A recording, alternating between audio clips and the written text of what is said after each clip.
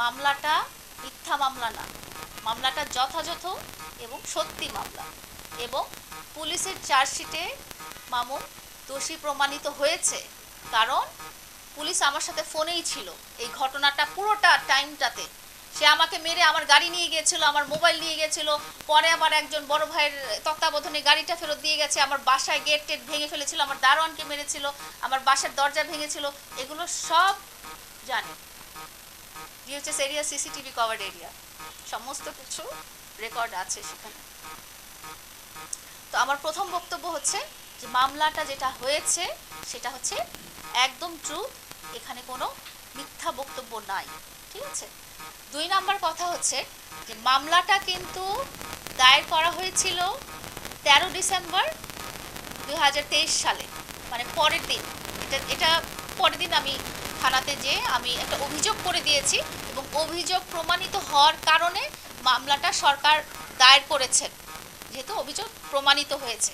এবং তাকে যখন সে 13 তারিখ রাতেই যখন পুলিশ তাকে ধরার একটা করে অ্যাটেম্প নেয়, তখন ও বুঝতে পারে যে ওর নামে একটা মামলা হয়েছে। এবং আপনারা দেখতে পাবেন যে সে 2 দিন পরে কিন্তু সে আমার সাথে প্যাচ আপ করে ফেলে, ঝগড়াটা প্যাচ আপ করে ফেলে। আপনারা তো এর আগে পরে আরও ঝগড়া দেখেছেন। আগে পরে আরও ঝগড়াগুলো কিন্তু 20 দিন 25 দিন 1 মাস এরকম সে বাইরে ছিল। আমি বিভিন্ন জায়গায় ঘুরে ঘুরে ঘুরে ঘুরে ওকে খুঁজে নিয়ে আসতাম, রাঙামাটিতে ঘুরে খুঁজে নিয়ে আসতাম, এখানে যে খুঁজে নিয়ে আসতাম, সেখানে যে খুঁজে নিয়ে আসতাম। এই ঘটনাতে মামুন ঠিক 15 তারিখে সে কিন্তু আমার কাছে প্যাচ আপ করতে চলে আসে, ওর ভাইদেরকে বা ওর বন্ধুদেরকে আমার কাছে পাঠায় প্যাচ আপ করার জন্য। এত বড় ঘটনার পরে মামুন কেন প্যাচ আপ করে?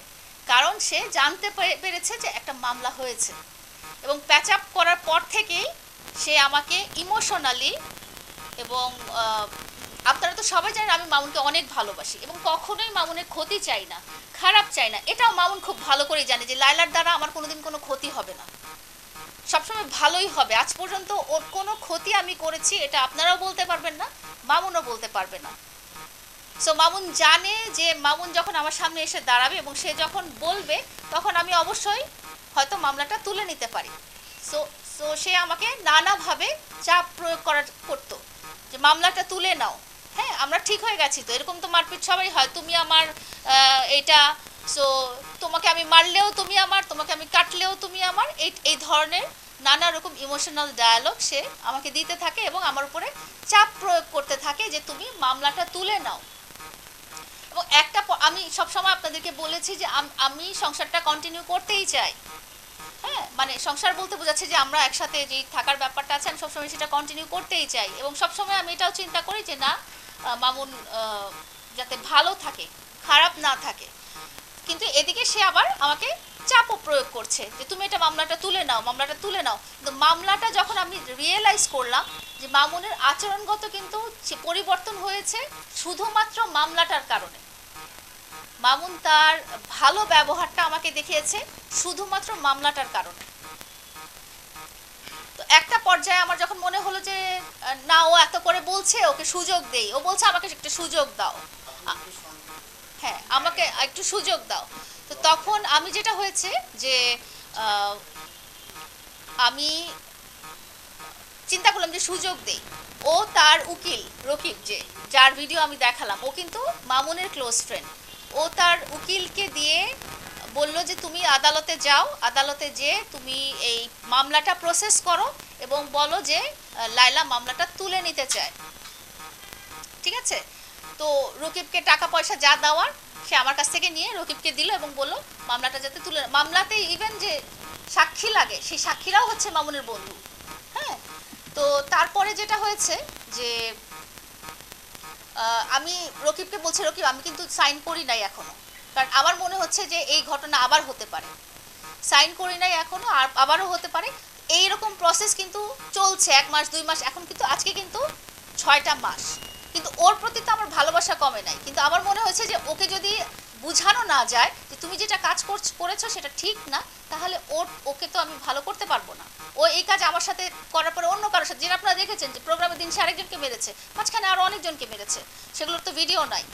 হ্যাঁ, তো এইটা এভাবেই চলছিল যে কেন 6 মাস ধরে এরকম করছে। এবং ও বলছে যে মামলা তুলে নেবে, আমি কখনোই বলিনি মামলা তুলে নেবে। ও চাপ প্রয়োগ করেছে এবং তারপরে সে আমাকে বাধ্য করেছে যে থানায় ফোন করতে বাধ্য করেছে যে বলো যে মামলা তুলে ফেলতে হবে বা তুমি যাও থানায় যেয়ে মামলাটা তুলে নাও। তো আমি বলেছি যে আমি যাব না। ও আমাকে নিজে ফোন লাগিয়ে বলছে তুমি কথা বলো, আমার সামনে বসে আছে।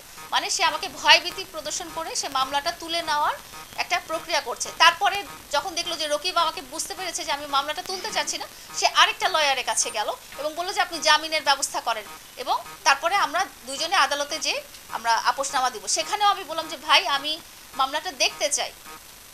তো এইভাবে করে মামলার যখন ডেটগুলো আসলো, আমি প্রবাবলি 3টা বা 4টা ডেট পেয়েছি এবং এই 4টা ডেটের মধ্যে তিনটা ডেটেই সে আমাকে যেতে দেয়নি, আদালতে যেতে দেয়নি। আপনারা নিজেরা যখন দেখবেন বা জানবেন আদালতে যে হাজিরা দিতে হয় সেই হাজিরা ডেটে আমি 3টা ডেটেই যাইনি।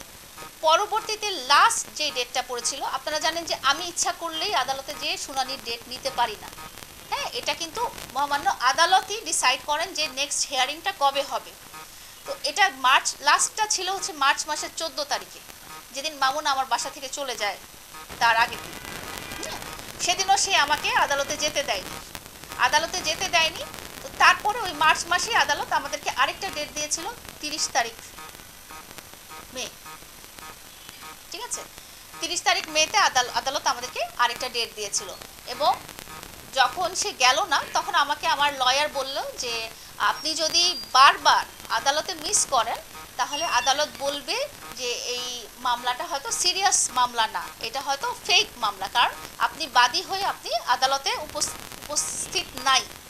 হ্যাঁ, তো আমি ওকে বললাম যে এই তারিখে ডেট আছে। আমি ওর সাথে কিন্তু ও কিন্তু 2 মাস থেকে আমাকে ব্লক করা।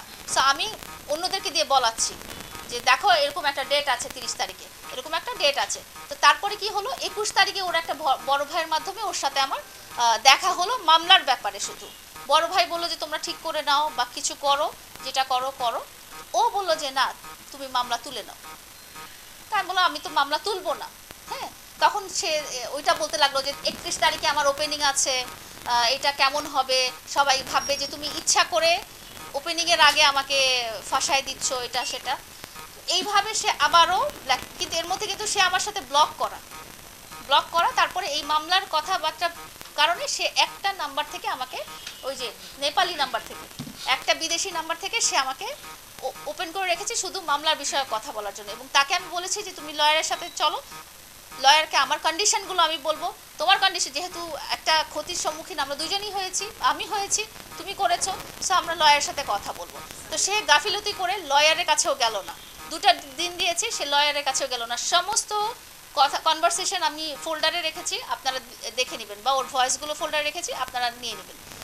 ও গেল না। ও কি করলো, লয়ারের কাছে যাওয়া মিস করলো এবং যখন দেখলো যে সামনে 2টা ইম্পর্টেন্ট দিন, একটা হচ্ছে 30 তারিখ যেদিন হচ্ছে আমাদের হেয়ারিং, 2 নম্বর হচ্ছে 31 তারিখ যেদিন ওর কি সেলুন ওপেনিং।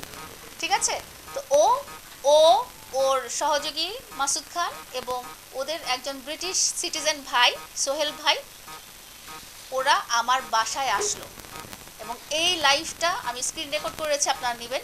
29 তারিখে সে আমার বাসায় কেন আসছে, 3 মাস আসে নাই। ঠিক আছে, এই 2টা টপিক সলভ করার জন্য এসেছে। আমাকে সবাই জিজ্ঞেস করেছেন যে আপনি কেন প্রোগ্রামে গেলেন। আমি তো ওকে ভালোবাসি, আমি ওর ঘাম মুছে দিয়েছি। কেন? আমি কোনোদিন ওর খারাপ চাইনি। আপনারা কোনোদিন একটা জিনিস বলতে পারবেন না যে লায়লা ওর কোনো খারাপ চেয়েছে। আমি কখনো ওর খারাপ চাইনি। আমি ওর পিছে চলে আসি, বাইকে করে পিছে চলে আসি, একটু পরে সে আমাকে আর চিনে নাই। হ্যাঁ, আমি কি বুঝবো সে আমাকে ইউজ করেছে তার পজিটিভ পপুলারিটির জন্য, প্রোগ্রামে নিয়ে যাওয়ার জন্য। এবং 2 নাম্বার হচ্ছে যে সে হয়তো, যেটা অনেকে বলে যে গাড়িটার জন্য, হুট খোলা গাড়িটার জন্য। হ্যাঁ, তো যাই হোক, তো যেটা হয়েছে যে ওই দিন ওনারা কেন এসেছেন আপনারা বুঝতেই পেরেছেন যে এই 2টা কারণে ওনারা 2জন এসেছেন। 30 তারিখে মামুনকে জানানোর পরও 30 তারিখে মামুন নিজে আদালতে হাজির হয়নি। আমি যে আদালতে হাজির ছিলাম একটা দিন, শুধু ওই 30 তারিখের দিনটাই গিয়েছিলাম, আমি সম্মতি জানিয়ে আমি চলে এসেছি এবং এটা সে খুব ভালো করেই জানে, তাকে জানানো হয়েছে। ঠিক আছে, তো ও যে বলছে না যে আমি মামলা তুলে নিতে চেয়েছি এবং আমি না জানিয়ে হাজিরা দিয়েছি, এটা কখনোই না। আমি ওই 30 তারিখ ছাড়া কোনোদিনও হাজিরা দিইনি।